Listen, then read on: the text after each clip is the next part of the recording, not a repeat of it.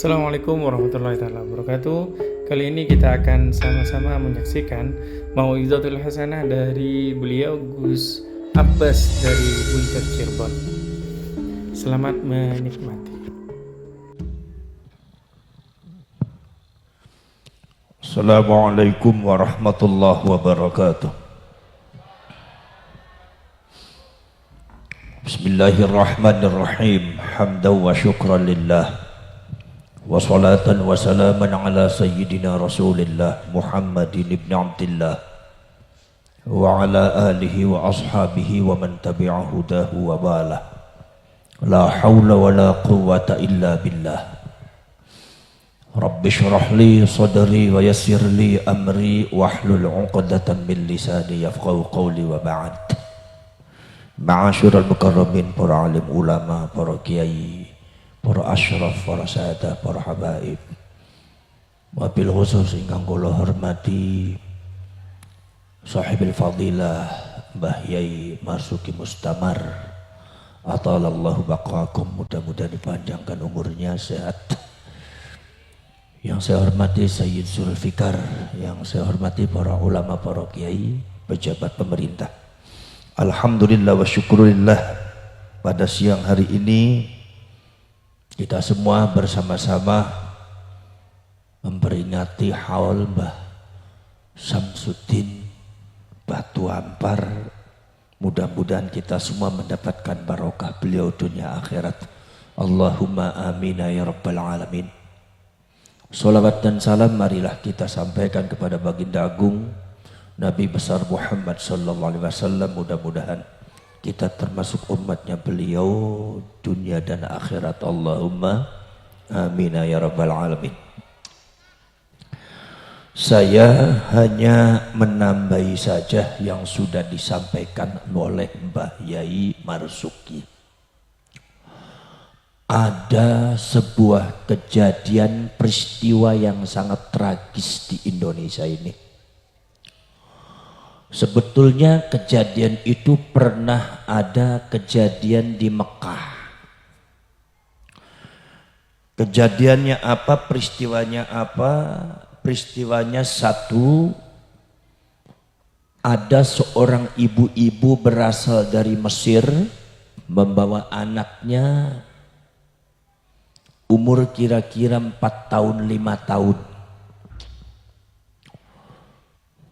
Kemudian si ibu itu rencana mau berziarah ke Rasulullah sallallahu alaihi wasallam waktu itu di Madinah, ya bukan di Mekah. Begitu mau ziarah, dia menyetop taksi, mobil berhenti, masuk ke dalam mobil.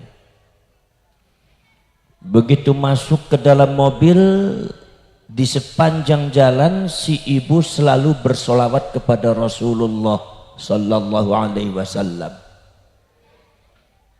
Bahkan si ibu itu berpesan kepada anaknya, ya bunayya shalli ala nabiyyina Muhammad. Kamu bersolawatlah nak kepada Nabi Muhammad, kita ini mau berziarah kepada beliau. Akhirnya si anak itu ikut bersolawat. Rupanya si supirnya itu Wahabi.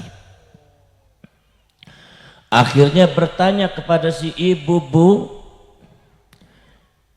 apa yang ibu perintahkan tadi kepada anak, Bu? Kata si ibu bilang, saya merintahkan supaya anak saya bersolawat kepada Rasulullah sallallahu alaihi wasallam. Kata si supir itu bertanya lagi, ibu memerintahkan anak solawat itu dalilnya apa?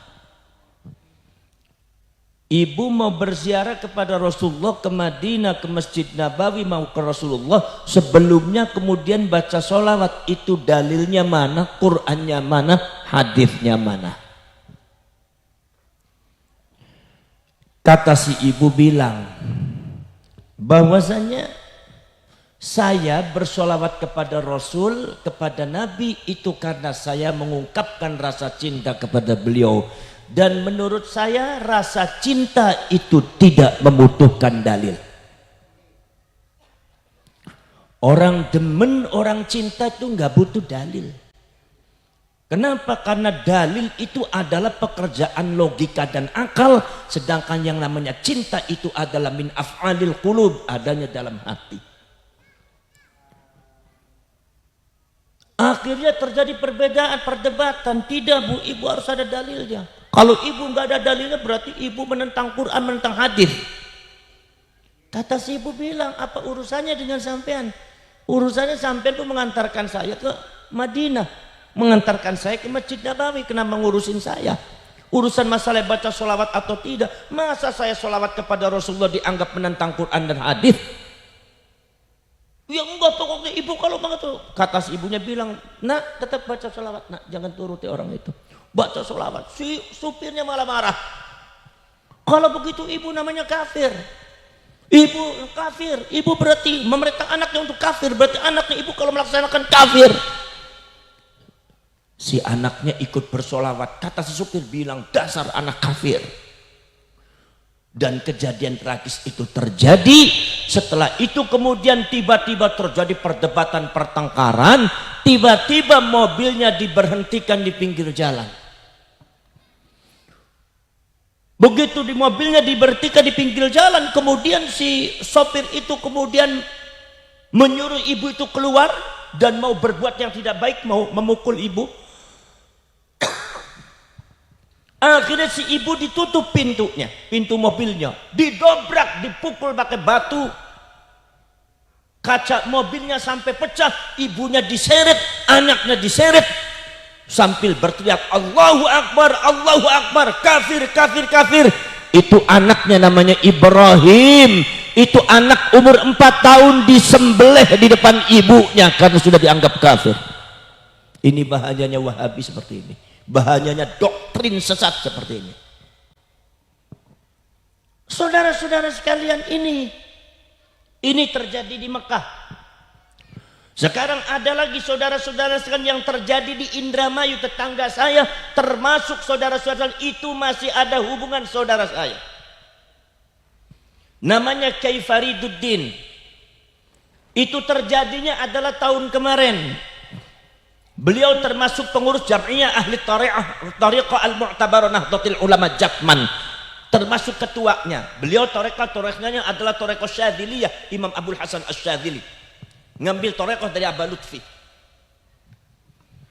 Saudara-saudara sekalian, ada cerita yang sangat tragis. Ternyata itu sudah terjadi di Indonesia. Subhanallah, saudara-saudara sekalian, tiba-tiba ba'dal maghrib ada seorang yang datang ke rumahnya Kyai Farid.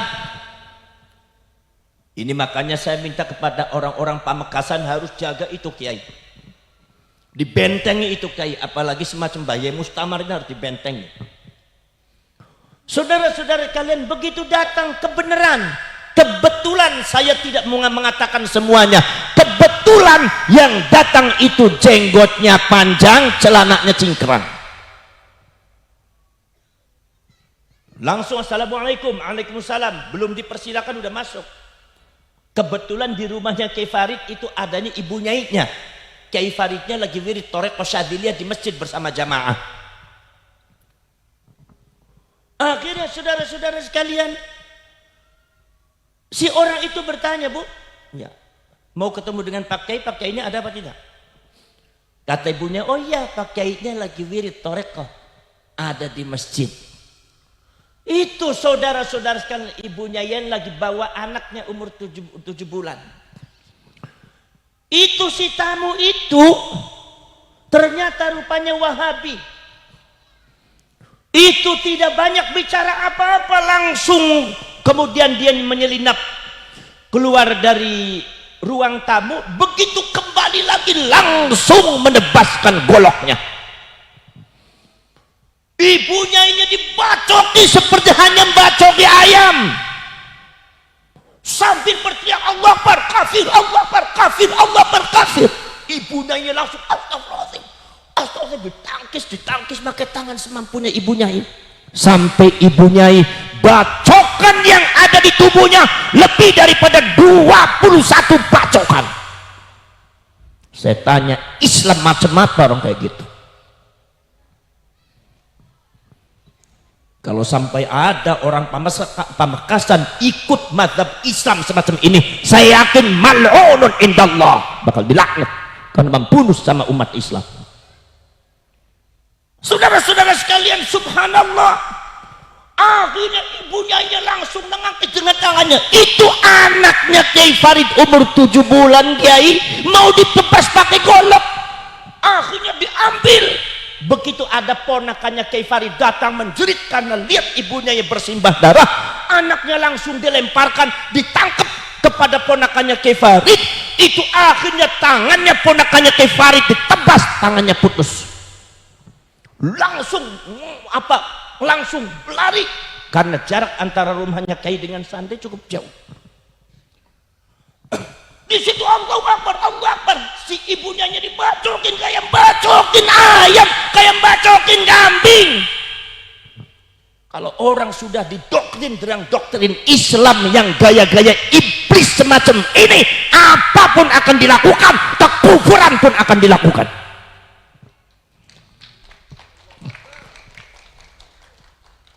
Saudara-saudara sekalian, ini saudara-saudara sekalian, makanya saudara-saudara sekalian, subhanallah, bukan saja mencaci maki para ulama, bukan saja menjelek-jelekkan mazhabnya Kiai, bukan saja meremehkan para ulama, para Kiai NU, bukan sekedar juga menginjak-injak Nahdlatul Ulama, tapi ini sudah arah ke pembunuhan terhadap para ulama NU. Mereka sebetulnya adalah gaya-gaya PKI, tapi menuduh orang-orang lain disebutnya PKI. PKI berteriak PKI.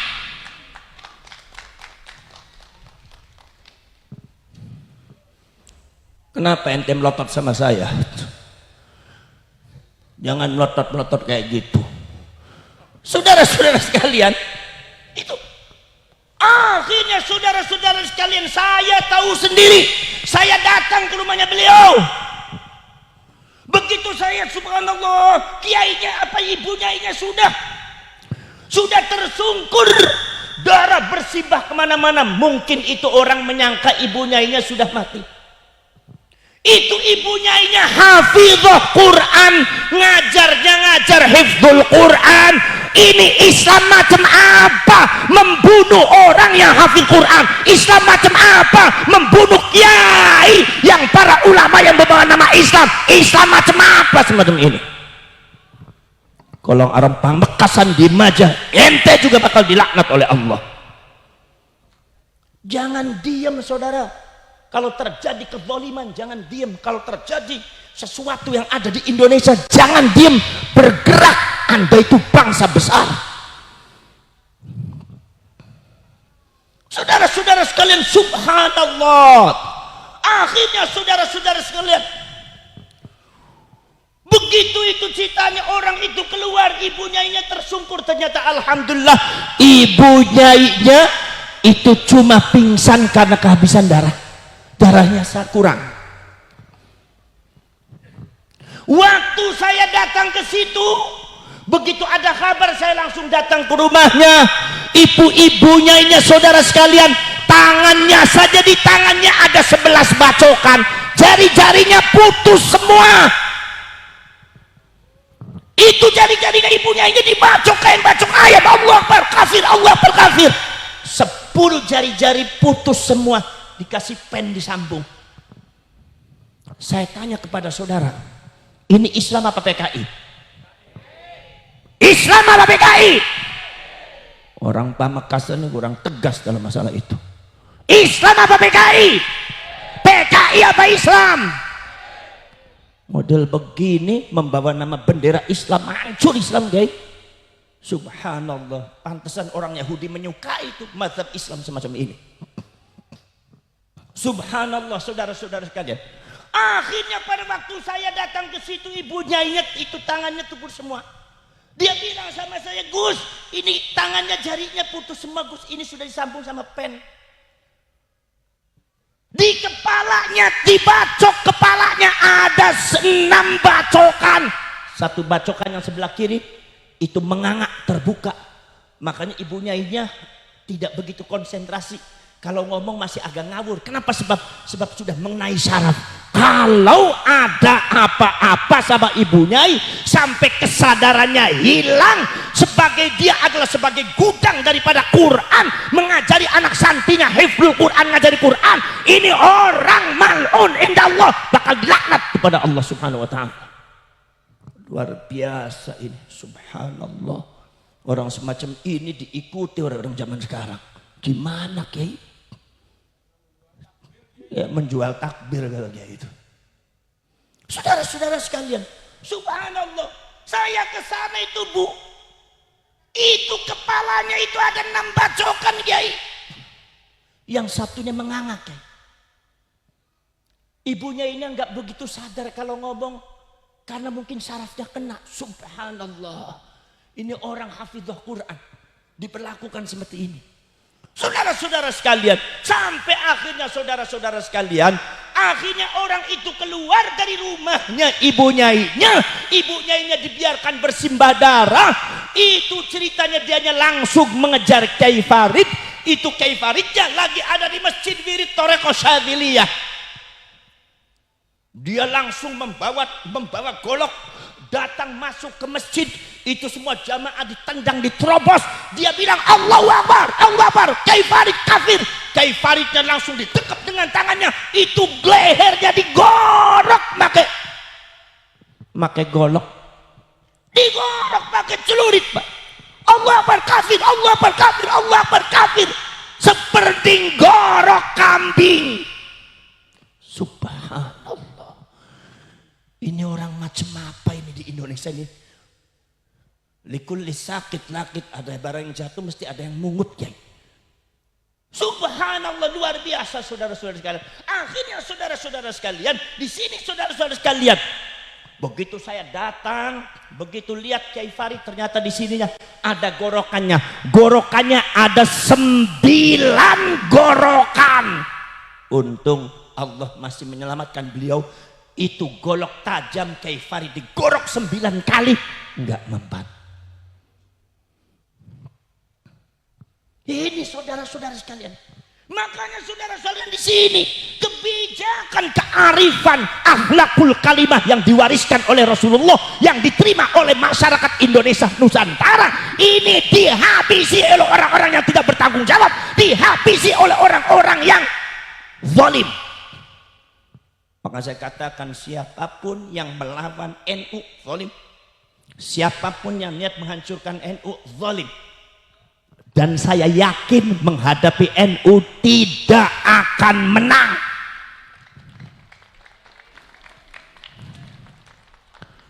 Menghadapi NU gak bakal menang. Saudara-saudara sekalian, itu saudara-saudara sekalian. Maka dari itu kita semua masyarakat Pamekasan hati-hati terhadap mazhab yang semacam itu. Di antaranya saudara-saudara sekalian, pada waktu zaman dulu terjadi pembantaian ulama, termasuk yang ada di Irak, termasuk yang ada di Taif, yang seperti Mbah Yai itu tadi disebutkan. Dan di mana-mana terjadi pertempuran saling mengkafirkan. Kenapa Afghanistan negaranya hancur? Karena antar umat Islam saling mengkafirkan. Kenapa Libya hancur? Karena umat Islam saling mengkafirkan. Karena yang datang semuanya Wahabi, Wahabi, Wahabi, sebelah sini Wahabi, sebelah sini Wahabi. Ada yang menyatakan dirinya adalah jundullah, pasukan Allah, yang dirinya mengatakan laskarullah, ini laskarnya Allah. Kata jundullah mengatakan laskar Allah kafir, kata laskar Allah mengatakan jundullah munafik. Perang membunuh antar umat Islam. Hancur itu Yaman, hancur itu Libya, hancur itu Syria, hancur itu Afghanistan, hancur itu Jordan, hancur itu Mesir. Saudara-saudara kalian, kita lihat negara Islam di mana-mana hancur. Sampai kita malu. Begitu ada terjadi perperangan yang ada di Syria, orang Islam banyak minggat, larinya kemana? Kena ke Eropa. Mereka lebih aman, lebih tenang hidup di Eropa. Katanya Islam ini adalah agama yang bisa mengamankan, tapi nyatanya belum bisa menjamin umat Islam. Kenapa? Karena umat Islamnya tidak bisa mengejawantakan agama yang sebenarnya. Karena umat Islamnya tidak bisa menerjemahkan bagaimana doktrin ajaran Islam sebenarnya. Disinilah Nahdlatul Ulama muncul adalah sebagai alternatif dunia internasional bahwa inilah Islam yang sebenarnya. Kalau seumpama Said Qutb memiliki kitab hadza huwad din, ini adalah agama Islam, maka Nahdlatul Ulama mengatakan ini adalah Ahlus Sunnah wal Jamaah. Saudara-saudara sekalian, Anda sekalian ikut NU tidak usah khawatir tidak menang, pasti menang. Karena yang memenangkan NU bukan kiai, bukan ulama, bukan pemerintah. Yang memenangkan NU adalah Allah Subhanahu wa Ta'ala. Saudara-saudara sekalian, ada karomah yang tadi dituturkan oleh Mbah Yai Marzuki. Al-ulama warasatul anbiya, ulama itu pewarisnya para nabi. Ulama itu pewarisnya para nabi. Kata Al-Imam Ahmad An-Naqsyabandi, seorang ulama besar mazhab Thariqah Naqsyabandiyah, kitab yang terkenal Al-Jami'ul Usul fil Auliya, mengatakan aimin jihatil khususiyah, bahwasanya ulama mewarisi Nabi bukan sekedar dari apanya, tetapi dari segi khususiyahnya. Khususnya apa? Orang pada waktu zaman dahulu yang disebut dengan al-insanul mukhtar, manusia yang dipilih oleh Allah Subhanahu wa Ta'ala, tidak semuanya bisa jadi nabi, tidak semuanya dipilih oleh Allah, maka dijadikan nabi, diberikan oleh Allah Subhanahu wa Ta'ala apa yang disebut dengan khususiyatun nubuwah, keistimewaan kenabian. Ini adalah tidak semua Allah memberikan kepada seluruh manusia, hanya manusia yang dipilih oleh Allah Subhanahu wa Ta'ala. Dari khususiyatun nubuwah turun jauharatun nubuwah, mutiara-mutiara kenabian. Dari jauharatun nubuwah turun apa yang disebut dengan at-ta'alimul ilahiyah, pelajaran langsung dari Allah Subhanahu wa Ta'ala, atau yang disebut juga khirqatus sufiyah, al-khirqatus syarifah, keluar biasaan, yaitu keistimewaan. Kalau seumpama keluar dari para nabi dan para rasul disebut mukjizat, kalau keluar dari para ulama disebutnya karomah. Makanya para nabi, para rasul punya mukjizat, mukjizat yang tidak boleh masuk akal, mukjizat yang luar biasa, di luar batas akal manusia. Kenapa? Ini maksudnya apa? Karena khususiyatun nubuwah ini membuahkan apa yang disebut oleh Imam Ahmad, nusratum minallah, pertolongan dari Allah. Orang berjuang untuk Allah Subhanahu wa Ta'ala. Para nabi rasul diutus oleh Allah, dipilih oleh Allah, itu membuahkan pertolongan dari Allah. Dimanapun, kapanpun, rasul pasti menang, nggak boleh kalah rasul. Nabi Adam itu mondok sama Allah itu lahdatan yasiratan, baru sebentar aja. Tapi Bapak Jenderal Profesor Dr. Iblis itu mondok kepada Allah ratusan juta tahun.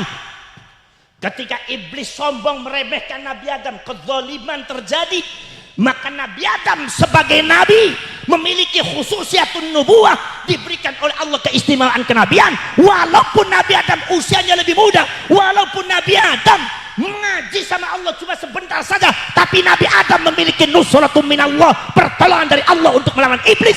Adam harus menang, iblis harus kalah. Itu kehendak Allah.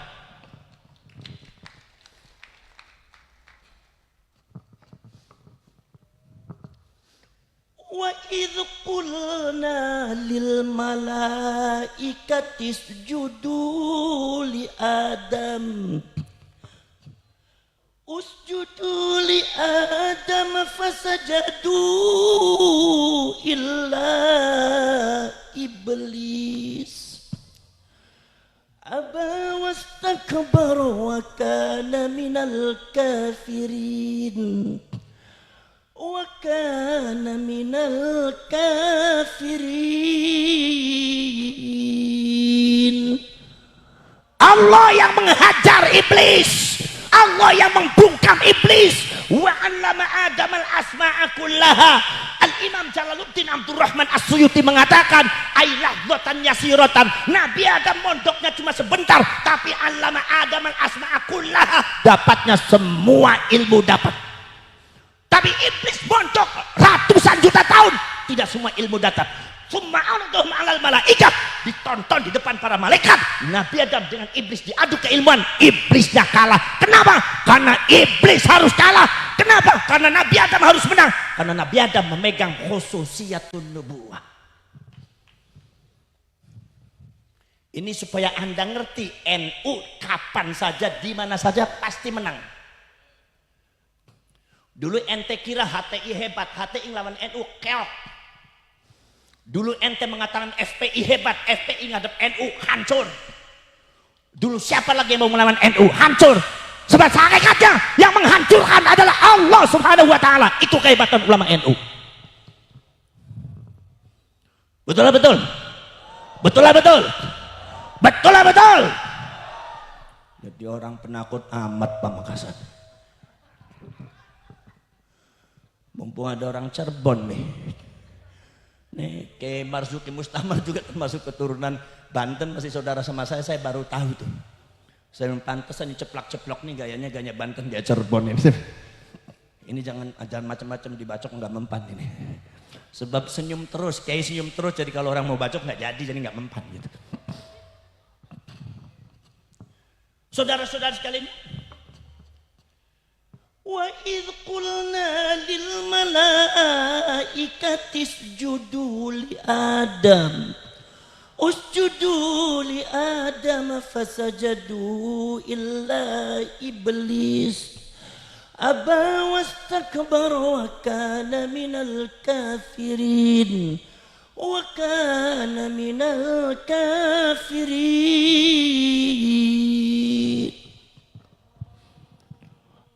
Iblis dihancurkan oleh Allah karena Nabi Adam memegang khususiyatun nubuwah, bukan sekedar Nabi Adam, saudara.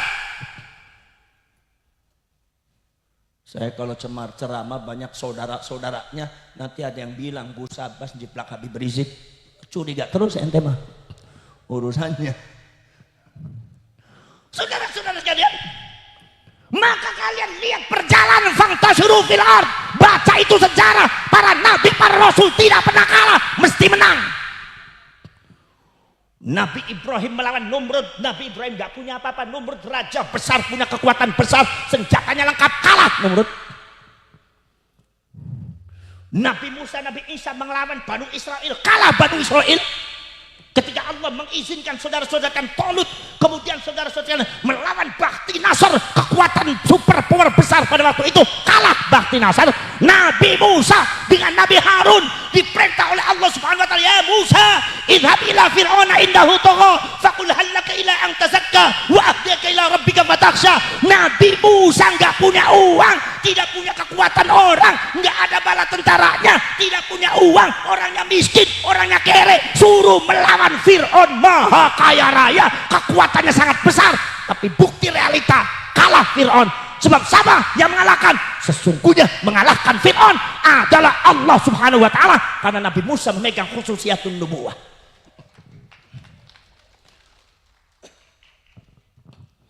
Termasuk Nabi kita semua, saudara-saudara kalian, Nabi kita semua, Nabi Muhammad sallallahu alaihi wasallam, perang apa saja menang. Ada perang Badar, Nabi Muhammad kekuatannya cuma 3.000 orang, tidak punya senjata yang lengkap. Paling-paling yang bawa kuda cuma 12 orang, yang bawa panah paling-paling cuma 20 orang, paling-paling juga yang bawa tombak paling-paling 11 orang. 3.000 orang semua kebanyakan jalan kaki, paling senjatanya batu, melawan 30.000 orang, 10 kali lipat senjata lengkap. Tapi Nabi Muhammad harus menang, makanya menang. Nggak boleh kalah. Makanya saya kalau membaca sejarah NU menang terus, memang NU harus menang. Makanya yang memenangkan NU itu bukan kiainya, tapi Allah. Kalau NU mengandalkan kiainya, nggak bakal menang.